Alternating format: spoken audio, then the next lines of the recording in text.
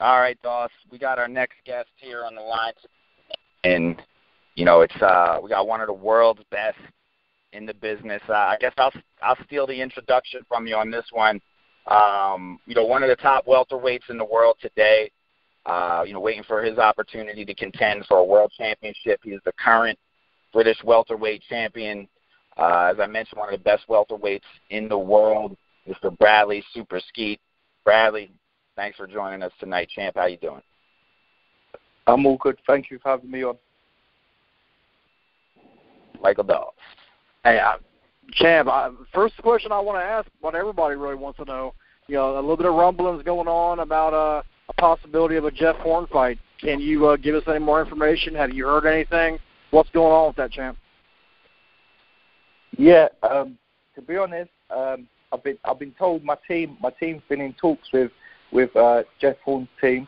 I'm told, like, I agreed all terms what was put out to me, and I was on the understanding that I was just waiting on the contract to be signed and the fight to be made. But yeah, over the weekend, I think they kind of got cold feet, and I'm hearing now that they're looking elsewhere. So I'm ranked number 3 with the WBO, so it won't be long until I'm mandatory. So if you don't fight me now and he's still got the belt, I'll be fighting him sometime soon anyway. So he can run, but he can't hide.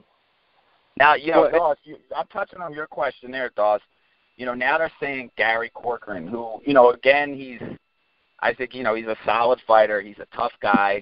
And you know, Bradley, we've been watching you for the past 5-6 years here in the States, and if you've been coming up the hard way, you know, dominating domestically over in Great Britain, you know, winning a bunch of belts over there, and you know, over the past year, you've staked your claim and proven to be, you know, not just the best in your, you know, in the United Kingdom, but worldwide.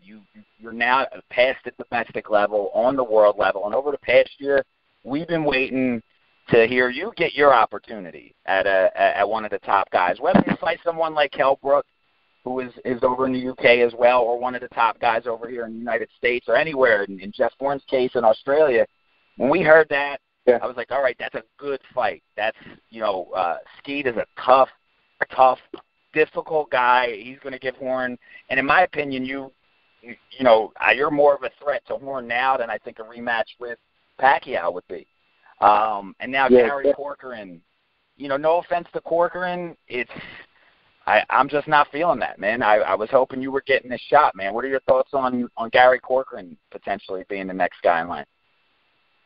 Do you know what? I can't even talk bad of him because he's a power man. I know him well, and that he's part of my promotional setup. So, do you know what? If he gets the opportunity, fair play to him. But I think Jeff Horn, people's like picking an easier option, to be honest. Like I say, I'm ranked number 3. I've done it the hard way. I've worked my way up the rankings. Fair enough. I've not been in there with world rank and known names, but you just got to look at. I could have moved on and mixed that world level a while ago, but I was stubborn. I wanted to win my British title and win it outright, make them 3 defences. So before I moved on to world level, I wanted to dominate British level and prove I'm the best in Britain. And I'm domestically, no one can touch me in Britain. It's proven I'm the outright champion now. And you just got to look at the current European champion, Sam Eggington. I went up to his hometown in Birmingham and dealt with him comfortably. I beat him in his hometown comfortably. So I'm past European level, I believe.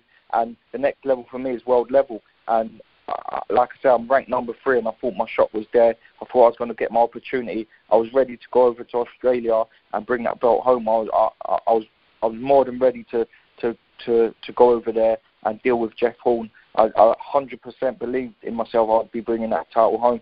But like I say, it might not happen this time. But like I say, I'm number 3, and I'll be made mandatory soon anyway. So he can run, but he can't hide. Well, hey, speaking of levels, champ, you know, you mentioned levels. How, you know, you're on the world level now. You know, we actually had one of your previous wins on the show about 3 weeks ago. We interviewed Sam Eggington, a name that you're very familiar with. Yeah. He, you know, I asked him about a possibility of avenging his loss to you, and he pretty much answered with, I can't I'm not going to give exact quotes because I don't have... No, I'll get into it. Doss is more professional. Bradley, basically Sam Eggington, and I'm not going to quote him. We said, hey, you got Bradley Skeete, who's the top, is the top dog right now in Great Britain. And he said, basically, he's like, I beat the guy who beat him. And in my career, I'm more, even though he beat me, I'm more advanced than him. And fighting Bradley Skeete in a rematch would be taking a step back. That's what Sam Eggington had. And of course, we're instigating. We like watching fights while you, Bradley, you go in there and you do the fight. So we're just repeating what Sam Eggington said. Your thoughts on that? My thoughts on that, just you go. You've probably seen the fight yourself. You go and watch the fight, and then the questions answered yourself. Like, no one gave me a chance to go up there and deal with him the way I did, but I done it. So, and fair enough. He moved on. He beat the guy who beat me and whatever, and he's moved on. And he's gone on to do good things, winning the European title, beating a washed-up Paulie Malignaggi. But listen, I beat him for the British title, and I done my thing to win that outright. I've proved I'm the best domestically, and you just got to go and watch the fight. You watch the fight, and the questions answered for yourself. You'll see how I dealt with it. No, you did. You boxed his ears off, Bradley. And that was I give Sam Eggington credit for coming back from a loss like that because, again, fair play to you, Bradley. You went in there and, in my opinion, you dominated him. And some fighters will have a hard time to come back from such a loss and from such a defeat. Yeah. He's come back. He's turned his career around. And like I said, fair play to you for the victory. Fair play to him for the comeback. No, I know what I saw. I saw the fight. And, and again, congratulations to you. You took the Lonsdale belt. Not many fighters have won that outright. And, that's a big deal, man. That's a beautiful belt. And, like I said, man, it's history. You made history just with that. Yeah, that's what I set out to do from a young age. That was my dream, and that's what I set out to do. So now that's ticked off, and I'm ready to move on now. Like I say, I believe I'm past European level. I dealt with the current European champion comfortably, so I'm past European level. I'm ready to fight at world level now. Hey, well, you got this fight possibly with Jeff Horn. They're kind of going back and forth. A lot of people might not know Bradley Skeete. We love boxing. We're boxing fanatics. We look at boxers all around the world. We've been following for a long time. You are one of the tallest, if not the tallest, maybe tied with Ali Funica, welterweight in the division. You're 6'1" welterweight. You're a big guy. Do you think that your height? Do you think that your height really has a lot to do with you not getting fights? I think stylistically, I'm all wrong for anyone in this decision. My style and the way I fight. Some people might call it boring. Some people might not find it entertaining, but I get the job done. I get the wins, and you've got to look at my fights. I'm winning them comfortably. I'm winning them well. I'm making good fighters look average. So I think stylistically, I'm all wrong for anyone in the welterweight division. Well, Doss, we'd be wrong to not bring up the top dog at 147, which many people think, and I think that's where you were going, so I'm jumping in there, stealing it. You get the call tomorrow, Bradley, fight Errol Spence. How do you welcome that fight? You know what? I've just come out of British level, and that's a fight that I'd probably have to think about taking. But do you know what? I think I can't back down from them fights now. I've said it myself. I've said I'm at world level. I've not mixed with world class people yet. So I think 2-3 fights away from a sort of fight like that. But if that fight got put on the table and it was worth taking financially as well as looking at other things, then I got a young girl growing up, so I just got to look for the best for her future as well as mine. So if it made sense, then why not? I'm a fighter at the end of the day. I'll never turn the fight down. But I do believe before I jump in with the likes of Thurman and Spence and them fighters there they're proven world class. I put them on elite level. There's world class and there's elite level. I put them out as elite level, but maybe 2-3 fights away. But don't get me wrong. If the fight got put on the table and it was financially beneficial for me and my and moving forward in my career, then why not? I'm a fighter. I'll take the fight. I like the humbleness, champ. I got one more last question for you, man. You know what? Go, Frank. You got anything? I just went blank. You got it. No, I didn't. No, I didn't. It never happens, but it happened this time. Here it is. We were talking about Sam Eggington. Eggington saying, I'm kind of a step above you in his career now. He don't really want to rematch. He got beat also. But, the guy that beat you, Frankie Gavin, he's had some downfalls, including Sam Eggington.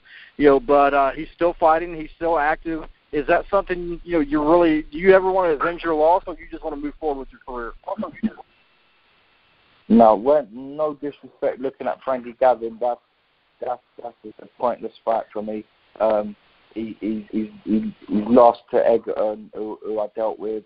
He's got no ranking, no belts, no nothing. So to fight someone just because they beat me, which I believe I won that fight, is definitely a big backward step. For me to beat him, which I believe I would, I'm not going to get no praise for that. That's just a no-win scenario really for me.